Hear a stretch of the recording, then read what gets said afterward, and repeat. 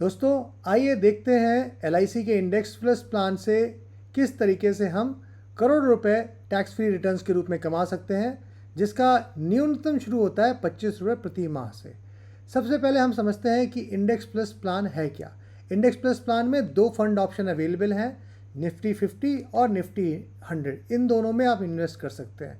इसके पहले कि हम समझें कि रिटर्न्स कितने आते हैं और कितने रिटर्न्स मिल सकते हैं, हमको ये जानना ज़रूरी है कि निफ्टी 50 क्या है। निफ्टी 50 है टॉप 50 कंपनियों का, जो कि ब्लू चिप फंड्स कह सकते हैं, लार्ज कैप कह सकते हैं, अलग अलग सेक्टर्स में से कंपनी चुनी जाती है और इसका एक टॉप 50 है। ये 50 कंपनीज का एवरेज वेटेड रेट जो बनता है वो निफ्टी 50 के इंडेक्स के रूप में आता है।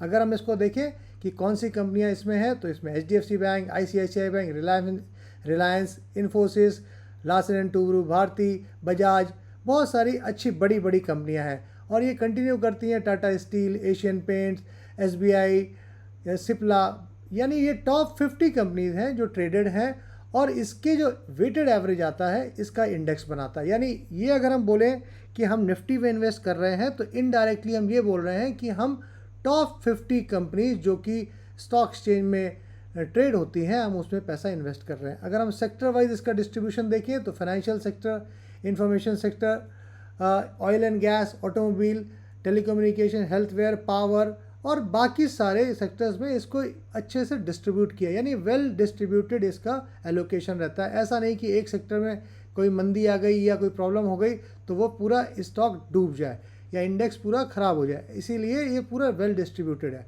अब ये इंडेक्स डिसाइड कैसे होता है, इस पर भी सिर्फ एक जानकारी के लिए नज़र मार लेते हैं।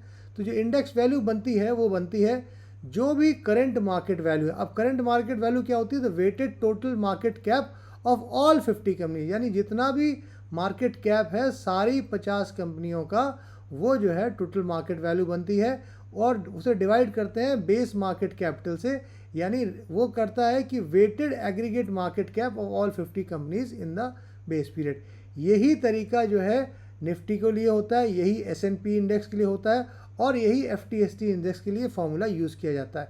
तो इंडेक्स जो इसका बनता है वैल्यू वो अभी चलती है और हम उसको देखते हैं कि आज इंडेक्स इतना बढ़ गया या घट गया। अगर हम देखते हैं तो आज का जो है, जब हम अगस्त में इसको देख रहे हैं 2025 में, तो 24,565 इसका इंडेक्स का वैल्यू है। और अगर हम देखते हैं लास्ट 5 साल में इंडेक्स है, तो लास्ट 5 साल में लगभग 10,800 से 26,000 तक ये मार्केट गया हुआ है। आज की वैल्यू इसकी 24,500। जो रिटर्न इसमें हमको मिला है, अगर हम देखें तो compounded annual growth rate of 30% की लगभग इसका मिला हुआ, यानी एक बहुत बड़ा रिटर्न मिला। इस बीच में कोई मंदी नहीं आई है। तो ये ना सही, अगर हम लंबा एक होराइजन लेना चाहते हैं तो ये सही आंकड़ा नहीं रहेगा जिसको हमको देखना चाहिए। बेटर रहेगा कि हम एक लंबा आंकड़ा देखें। तो आइए देखते हैं हम लोग 20 साल का क्या हाल है। तो अगर हम 20 साल का देखते हैं तो लगभग 2400 पे था मार्केट 2006 में और 2400 से लेके वो 26,000 तक जाता है। जो इसमें एनुअल ग्रोथ रेट आती है वो आती है 15% की, यानी अब इसमें हमको 2008 की मंदी भी आई, 2014 में भी आई और बीच में भी कई बार स्लो डाउन्स आए। यानी ये एक करेक्ट डेटा रहेगा अगर मुझे आगे के कुछ साल डिसाइड करने। जो इसमें जानने वाली बात यह है कि निफ्टी में हमको भले ही कई सालों में रिटर्न्स अगर आप देखेंगे तो ज़रूरी नहीं कि सब में अच्छा ही आए, कई साल में हमको रिटर्न्स माइनस में भी आएंगे। जैसे हम यहाँ देखते हैं कि 2008 में -51%, 2011 में -24%, इसी तरह 2015 में -4%। यही नहीं, कई सालों में ना के बराबर रिटर्न आया है। जैसे कि अगर हम देखें तो 3% रिटर्न आया है 2016 में, 3% रिटर्न आया है 2018 में और अभी भी रिसेंटली देखें तो 2024 में मात्र 8% का रिटर्न आया। इन सब के बावजूद भी जो समझने का चीज़ है, हम पैसा क्यों लगाएं निफ्टी में, तो उसका रीज़न है ये कि मार्केट जो है 1 अगस्त 2025 को 2403 पे था और आज जब हम बात कर रहे हैं तो 24,563 पे है। अगर आप देखते हैं तो कई बार ये नीचे गया है फिर ऊपर आया है, लेकिन इवेंचुअली क्या हुआ है कि मार्केट जो है निफ्टी ग्रो किया है 10 गुना, यानी निफ्टी जो है over last 20 years has grown by 10 times. ये बहुत बड़ी चीज़, यानी निफ्टी बढ़ेगा और निफ्टी इसके आगे कहाँ तक जाएगा, तो ये बड़ा सवाल है। अगर हम आज इन्वेस्ट कर रहे हैं किसी इंडेक्स बेस्ड फंड में तो हमको पता चलना चाहिए कि हम उसको क्या लें। तो यहाँ पे हमको एक बड़ा सवाल आएगा कि हम किस तरह इन्वेस्ट करें और कहाँ तक होराइजन रखें। तो अगर हम इन्वेस्टर अप्रोच रखते हैं तो हमें एक टारगेट लेना पड़ेगा कि कहाँ पे हम उसके पहले निकलेंगे नहीं, क्योंकि देखिए ट्रेडर मेंटालिटी में हम रोज मार्केट देखते हैं, पर इन्वेस्टर में हम इन्वेस्ट करके वेट करते हैं उसका करेक्ट पोजीशन आने तक जहाँ पे हम सेल कर सकें। तो एक करेक्ट पोजीशन हो सकती है कि 1 लाख या उससे अधिक। तो अगर हम यहाँ पे एक सवाल पूछें और उसको हम फिर एनालाइज करें कि निफ्टी कब तक 1 लाख जो है क्रॉस कर सकता है, ये बड़ा इंपॉर्टेंट सवाल है कि निफ्टी 1 लाख कब तक क्रॉस कर सकता है। क्योंकि अगर ये हमें एक आइडिया मिल जाए तो हमें इन्वेस्ट करने में कॉन्फिडेंस भी आएगा और हम एक होराइजन रख सकते हैं कितने होराइजन के लिए हमें इन्वेस्ट करना है। थोड़ा डेटा अवेलेबल है उसको देख लेते हैं। तो राकेश झुनझुनवाला जो अब नहीं रहे, उन्होंने 2021 में, जबकि मार्केट जो है लगभग 10,500 11,000 पे था, उन्होंने प्रिडिक्ट किया था कि निफ्टी जो है 1 लाख टच करेगा 2030 तक। ये इतने ग्रेट इसीलिए हैं क्योंकि इनका प्रोडिक्शन ऑलमोस्ट सही जा रहा है। 26,000 मार्केट ऑलरेडी एक बार टच कर चुका है, आज की डेट में 24,000 पे ट्रेड कर रहा है और अभी भी 5 साल जाना बाकी है। तो ऑल प्रोबेबिलिटी ये है कि 1 लाख तक हम लोग शायद 2030 तक पहुंच जाएं। इसी तरह एक दूसरे बड़े एडवाइज़र हैं जो बिजनेस स्टैंडर्ड, इनका आर्टिकल छपा है, खेमानी जी, वो भी कहते हैं कि 1 लाख बहुत जल्दी टच करेगा और 2030 तक ये टच कर सकता है। ये टाइम्स ऑफ इंडिया का एक आर्टिकल है जो मार्क मोबियस का है। मार्क मोबियस बहुत बड़ा फंड चलाते हैं और इन्होंने जो आउटलुक रखा है ये तो बहुत एग्रेसिव है। इनका मानना ऐसा है कि निफ्टी 50,000 टच कर जाएगा 2025 तक। तो 2025 के एंड से पहले 50,000 टच करने की, यदि ये बहुत ही ऑप्टिमिस्टिक अप्रोच है। दोस्तों ये सब कुछ दिखाता है कि मार्केट बहुत तेज़ी से बढ़ रहा है और इसमें कॉन्फिडेंस बहुत बड़ा है। अगर हम लास्ट 20 साल का या 15 साल का डेटा देखें डीमैट अकाउंट का, तो ये डेटा है डीमैट अकाउंट का। ये क्या दिखा रहा है, ये दिखा रहा है कि डीमैट अकाउंट नॉर्मल पेज से बढ़ते थे और उसमें कोई बहुत बड़ी रकम अमाउंट में डिफरेंस नहीं आता था। लेकिन ये जो एकदम से 2020 के बाद जो आया है वो दिखाता है कि एक तो ग्रोइंग इन्वेस्टर कॉन्फिडेंस, यानी खास करके कोविड के बाद जो कॉन्फिडेंस लोगों ने स्टॉक मार्केट में दिखाया है, जिस तरह का लोगों ने अपना इन्वेस्टमेंट पैटर्न चेंज किया है, वो बहुत बड़ा फैक्टर है इसको समझने के लिए। अगर हम देख सकते हैं तो 2 करोड़ से डीमैट अकाउंट से 4 करोड़ डीमैट अकाउंट आने में लगभग 10 साल लग गए।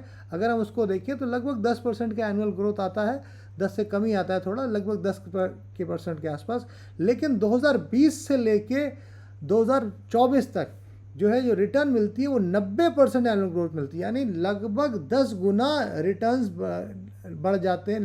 10 गुना लोग जो है ज़्यादा डीमैट अकाउंट करते हैं, यानी 10 गुना लोग ज़्यादा इन्वेस्ट कर रहे हैं स्टॉक मार्केट में। तो ये डेटा जो है बहुत इंपॉर्टेंट समझने का, क्योंकि ये कॉन्फिडेंस है, लोग आ रहे हैं। जैसे जैसे लोग आते जाएंगे मार्केट बढ़ता जाएगा। जो हमको एक 2-3 बातें इससे समझ में आता है, ये उसको समझते हैं कि पहली चीज़ तो ये कि इससे ये समझ में आता है जो प्रोडिक्शन है कि 2030 तक 30 करोड़ डीमैट अकाउंट होंगे, यानी 30 करोड़ लोग इसमें किसी न किसी रूप से डीमैट में ट्रेडिंग कर रहे होंगे। 2020 और 25 के बीच में 450% के डीमैट अकाउंट में बढ़ोतरी आई है। और आज का जो डेटा है जिसमें हमारे पास लगभग 18 करोड़ डीमैट अकाउंट होल्डर्स हैं, उसमें जो ट्रेडिंग हो रही है वो 25 लाख करोड़ की हो रही, जो कि बहुत ही इम्प्रेसिव है। और ये जैसे जैसे अकाउंट होल्डर्स बढ़ेंगे ये और बढ़ेगा। यानी इससे ये तो साबित होता है कि मार्केट का फ्यूचर बहुत अच्छा है और अगले बहुत ही जल्दी मार्केट 1 लाख और उसके बाद 1.5 लाख 2 लाख तक जाएगा। तो अगर आज हम एंटर हो रहे हैं तो हमें एक होराइजन मिल जाता है कि बढ़िया रहेगा। तो अब जब ये हमें होराइजन मिल गया, क्लैरिटी आ गई कि मार्केट अच्छा है, हमको इसमें फंडामेंटल सपोर्ट कर रहे हैं, तो फिर यही है कि निफ्टी 1 लाख तक कब पहुंच सकता है। अब यहाँ पे हमने बहुत सारा डेटा ऑलरेडी देख लिया, पर हम एक फंडामेंटल अप्रोच से जाते हैं कि कितने CAGR पे कितने साल लग सकते हैं। यानी हमें ग्रोथ मिलेगी ये पता है, हो सकता है किसी साल कम हो, किसी साल ज़्यादा हो, पर इवेंचुअली वो ग्रोथ देगा और 1 लाख तक पहुँचेगा। अब वो कब पहुँचेगा तो ग्रोथ पर डिपेंड करेगा। तो अगर हम देखते हैं कि CAGR 12% का हमें अगर एवरेज मिलता है तो it may take 18 years to cross 1 lakh, यानी आपका जो आज का करंट स्टेटस है उसको 4 गुना होने में 18 साल लग सकते हैं।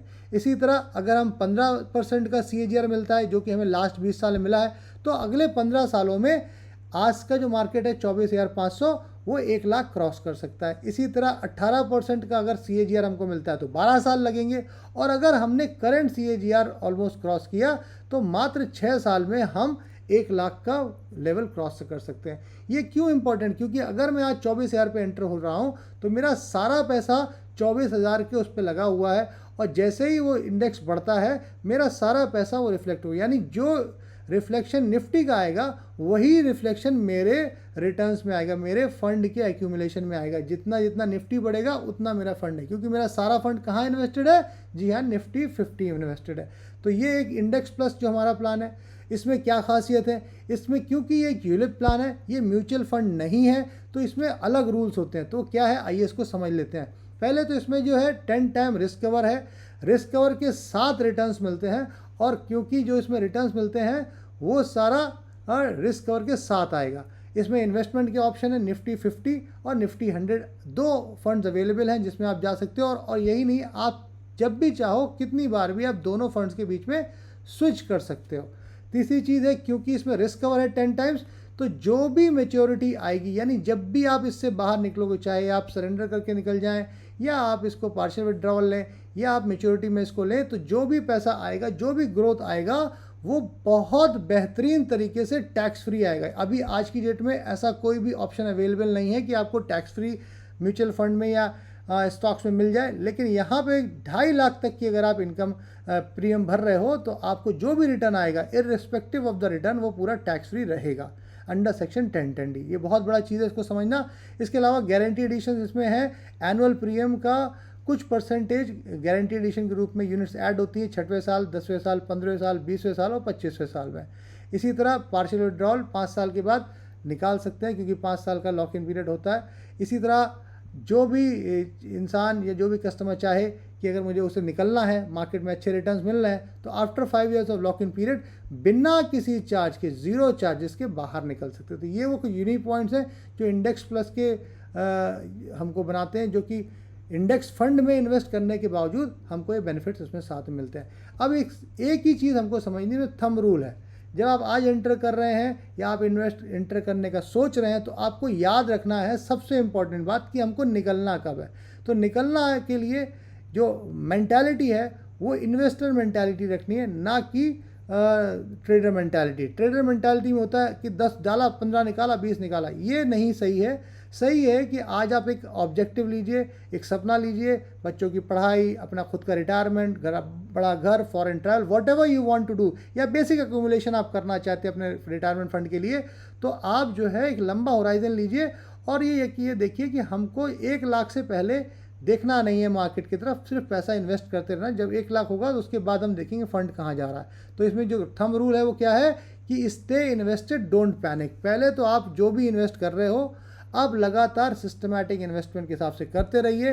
मंथली, क्वार्टरली, हाफ ईयरली, जो भी आपने मोड चुना है उसमें पैसा जाने दीजिए, और जो है जब निफ्टी 1 लाख का मार्क क्रॉस कर ले उसके बाद चेक करिए और डिसाइड करिए कि आगे इसमें कंटिन्यू करना है या इसका बेनिफिट लेके निकल जाना है। तो अब अगर हम यही बेसिस ले लें और हम चेक करें कि लगभग क्या सिनेरियो में, जो हमने देखे थे 12%, 15%, 18% के सिनेरियो में हमें क्या क्या रिटर्न बैठ सकते हैं ऑन अ मंथली इन्वेस्टमेंट।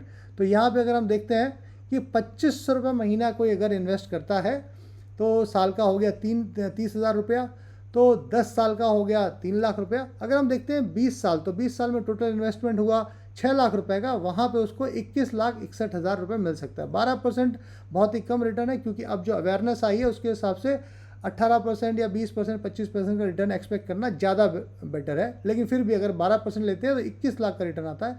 वहीं 25 साल में 2500 रुपये अगर हम इन्वेस्ट करते हैं तो 7.5 लाख के इन्वेस्टमेंट के सामने 40 लाख रुपए आएगा। अब जो समझने की बात यह है, क्योंकि ये पैसे के सामने 10 टाइम रिस्क कवर जुड़ा हुआ है, तो ये पूरा का पूरा 40 लाख रुपया टैक्स फ्री रहेगा। यानी 7.5 लाख इन्वेस्ट किया है, 32.5 लाख रुपया ऊपर से आएगा, उस पर 1 भी रुपया का टैक्स नहीं आएगा। जी हाँ दोस्तों, टैक्स नहीं आएगा। तो ये बहुत इंपॉर्टेंट बात है। इसी तरह 2500 अगर हम देखते हैं तो 15% के रिटर्न पे हम देखते हैं तो 30 लाख रुपये आता है। यानी इन्वेस्टमेंट हुई 6 लाख रुपया, रिटर्न आया 30 लाख रुपया। और वही अगर 25 साल हम 2500 रुपये डालते हैं और रिटर्न हमको 15% का CAGR मिलता है, तो 63 लाख रुपए, जी हाँ दोस्तों, 7.5 लाख रुपए के सामने 63 लाख रुपए का रिटर्न हम एक्सपेक्ट कर सकते हैं। इसी तरह 18%, ये आज के हिसाब से मेरे ख्याल से ज़्यादा वायबल है, क्योंकि जिस तरह का मार्केट पॉइज्ड है ये रिटर्न मिलने की चांसेस ज़्यादा है। तो अगर कोई 2500 रुपया इन्वेस्ट करता है महीने का और वो 25 साल तक इन्वेस्टेड रहता है, तो दोस्तों 1,02,00,000 रुपया, यानी मात्र 2500 रुपये की छोटी सी सेविंग के साथ भी वो 1 करोड़ के ऊपर का रिटर्न बना सकता है 25 साल में, अपने फ्यूचर के लिए, अपने बच्चों के लिए, अपने बुढ़ापे के लिए, कोई भी दूसरी प्लानिंग के लिए मात्र 2500 रुपये पर मंथ से भी इन्वेस्ट करके 1 करोड़ का रिटर्न एक्सपेक्ट कर सकता है। इसी तरह हम आगे सिनेरियो को देख लेते हैं कि किसी ने 5000 किया तो उसको 20 साल में 43 लाख रुपए मिल सकता है, 25 साल में 80 लाख मिल सकता है, 15% के CAGR से 20 साल में 61 लाख रुपया और 25 साल में 1,27,00,000 मिल सकता है। अगर 18% का रिटर्न आया और 5,000 रुपये पर मंथ का हम इन्वेस्टमेंट करते हैं तो 87 लाख का रिटर्न हम एक्सपेक्ट कर सकते हैं 20 साल में, और 2 करोड़ का रिटर्न एक्सपेक्ट कर सकते हैं 25 साल में। इसी तरह अगर हम देखें तो लास्ट में सीधे 10,000 रुपये आते हैं, तो कोई 10,000 रुपये अगर महीना बचा रहा है और 12% का रिटर्न उसको CAGR में मिलता है, तो 20 साल में 86,46,000 एक्सपेक्ट कर सकते हैं एक टैक्स फ्री रिटर्न के रूप में, और 25 साल में 1,60,00,000 रुपये आएगा। इसी तरह 15% का CAGR मिला, जैसे कि हमको लास्ट 20 साल में मिला है, तो 10,000 रुपये महीना 20 साल तक, यानी 24 लाख का हमने इन्वेस्टमेंट किया रहेगा और रिटर्न आएगा 1,22,00,000 रुपये, यानी 1,22,00,000 टैक्स फ्री रिटर्न हम एक्सपेक्ट कर सकते हैं एट 15%। और अगर 25 साल देखें तो 2,55,35,000 रुपये आएगा। दोस्तों इसमें लास्ट वाला भी एक देख लेते हैं कि अगर कोई 10,000 रुपये डालता है और 18% का CAGR रुपये आता है, तो उसको on A investment of 24 lakh 20 साल में 1,75,00,000 रुपया एक्सपेक्टेड है जो मिलेगा, और 25 साल में 4,11,00,000। दोस्तों ये 4,11,00,000 जो मिलेगा वो मिलेगा मात्र 24 लाख के इन्वेस्टमेंट पे। अगर 18% का CAGR आया तो 4,11,00,000 रुपया टैक्स फ्री मिल सकता है। जी हाँ दोस्तों, टैक्स फ्री, यानी इस अमाउंट पे कोई भी टैक्स नहीं लगेगा। तो एक बहुत बड़ी, बहुत शानदार प्लानिंग हम यहाँ पे मिल रही है। और दोस्तों ये भूलना नहीं है कि जो भी ये प्लानिंग मिल रही है वो सारी की सारी टैक्स फ्री रहेगी, यानी जो भी पैसा मिलेगा उसको अंडर सेक्शन 1010D पूरी तरीके से टैक्स में छूट होगी। जो भी आपका प्रीमियम भरने के ऊपर का सरप्लस होगा वो आपके लिए और आपके परिवार के लिए होगा। तो दोस्तों इस इंडेक्स प्लस प्लान को पूरी तरह अपनाइए, इसमें इन्वेस्ट करिए और बाकियों को भी इसका सुझाव दीजिए। Thank you very much. Happy investing.